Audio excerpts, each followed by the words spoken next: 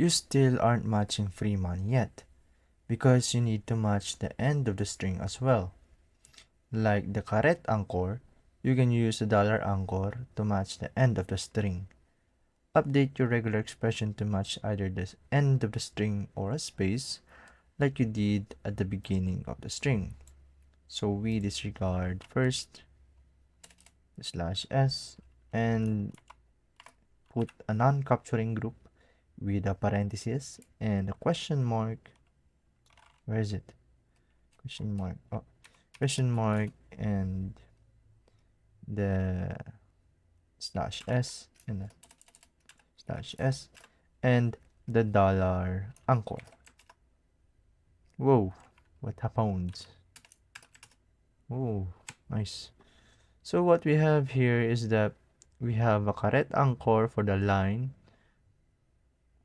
that it should be at the it should match the very beginning of our line, and for the ending line would be the dollar anchor.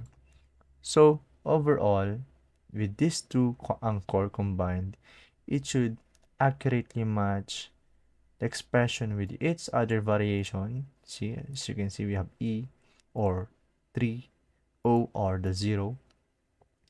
It should match accurately the expression with its other variation before calling a match. What?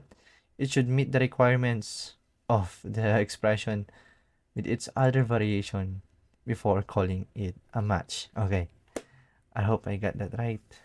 Nice. But if you have any other questions or perhaps you're confused, please comment down below.